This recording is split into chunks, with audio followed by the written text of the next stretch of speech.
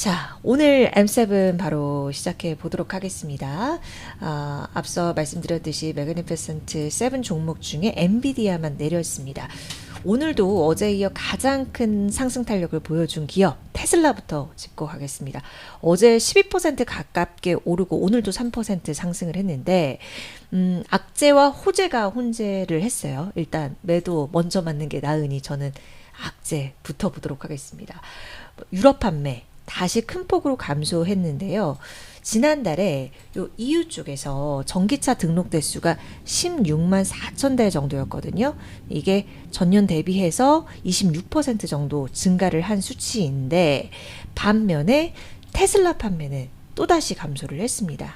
16,800대 정도 판매를 하면서 전년 대비해서 무려 40%나 줄어든 것이니까요. 이 결과 결국 유로 지역의 전기차 수요는 전반적으로 견조하게 진행이 되고 있는데 테슬라는 고전을 면치 못하는 소식이 계속적으로 나오고 있다는 겁니다. 그렇지만 요 월가에서는 요 테슬라 브랜드 이미지 악화나 주가 하락이 너무 과도하다 이렇게 본다는 의견이 슬슬 나오고 있습니다. 우리한테 그 돈나무 캐시우드 언니로 잘 알려진 요 캐시우드 아크 인베스트먼트 CEO가요. 5년 내요. 글쎄 테슬라 주가가 2,600달러까지 오를 것이라고 전망을 했어요.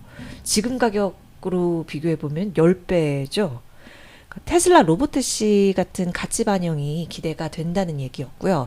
여기에 파이버 샌들러에서도 머스크 정치행보 따른 브랜드 이미지 손상이 너무 과하게 일었다 현재 구간에서 이렇게 언급을 하기도 했습니다. 여기에 FBI도 테슬라 지키기에 나섰는데요. FBI가 전담티까지 만들어서 늘어나는 테슬라 공격에 대응을 한다고 합니다. 테슬라 공격을 시작으로 해서 반트럼프 운동 확대에 대해서 백악관이 우려하고 있다 이렇게 볼 수 있을 것 같고 트럼프 행정부 차원에서 그러니까 선제적으로 이게 확산되는 것을 막겠다는 의도로 보입니다. 일단 현재 종가 보면 작년 그 12월 중순 최고점보다 아직까지 200달러 정도 낮은 수준이잖아요.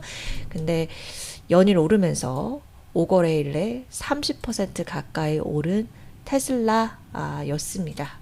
이것이 테슬라다 이렇게 얘기도 하시던데 어찌됐든 뭐 최근 그 주가의 그 하락세를 어느 정도 만회하려는 움직임이 포착이 되고 있는 단기간 내에 그런 테슬라의 소식 전해드렸고요.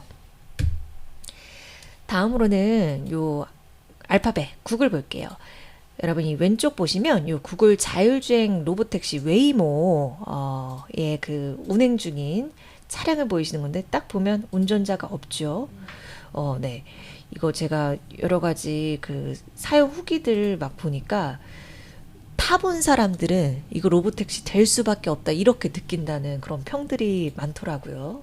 어찌되었든 제가 요거 웨이모 관련해서 소식이 하나 있어서 정리를 해봤는데 지금 내년부터 미국 동부 지역에서도 상업용 자율주행 호출 서비스 요거 시작을 한다고 합니다.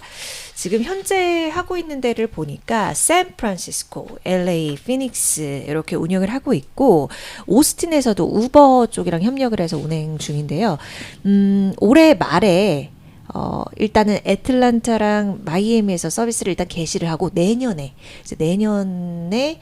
요 수도인 DC, 워싱턴 DC까지 확대를 하겠다라는 겁니다. 지금 웨이모가 GM이 작년에 로보택시 서비스 중단하고 사실 뭐 테슬라도 아직까지 뭐 본격적인 서비스를 개시하지 못하고 있는 상황에서 웨이모가 일단은 좀 자리를 잡고 있는 거거든요. 작년에만 400만 건 유료 자율주행 탑승을 기록을 했다고 해요. 이렇게 웨이모 소식이 들리니 저는 이제 테슬라, 사이버캡, 로보택시 얼마나 좀 빠르게 또 안정적으로 서비스를 운행할지가 기대가 되더라고요. 근데 이 웨이모 전 CEO가 테슬라가 로보택시 시작해도 웨이모가 향후 3, 5년은 시장 좀 지배할 거다. 경쟁에서 앞서 나갈 것이다. 이렇게 보더라고요. 지금 요 테슬라 로보택시랑 요 웨이모 비교를 좀 해봤을 때 그 일단 그 FSD 자체가 카메라 좀 기반이고 웨이모는 그 레이더 등등 센서 이렇게 기반해서 하는 것이잖아요. 그러니까 테슬라 같은 경우에는 사실 그거를 이제 장착을 하고 그 소프트웨어에 대해서 잘 구현을 하면 뭐 본인들 차 기존 차량에도 다 할 수가 있고, 그래서 확장성, 그리고 차도 생산을 하고 있으니 뭐 이렇게 전반적으로 비용적인 경쟁력에서 좀 강점이 있는데, 일단 이 완전 무인 주행에 대한 신뢰성 아무래도 조금은 늦어져 있으니 요것에 대한 신뢰성을 입증해야 한다라는 숙제가 테슬라한테는 있는 거고, 웨이모는 현재까지 뭐 안정적인 측면에서라든지 기술 신뢰도는 높지만 어쨌든 테슬라와 비교해서 확장성이 좀 낮고, 뭐 앞서 말씀드린 이유로 해서 운영비가 여전히 부담이기 때문에, 결론적으로 정리하자면 테슬라가 이 FSD 안정성을 확보를 하면 웨이모보다 시장을 좀 빠르게 장악할 수도 있지 않을까.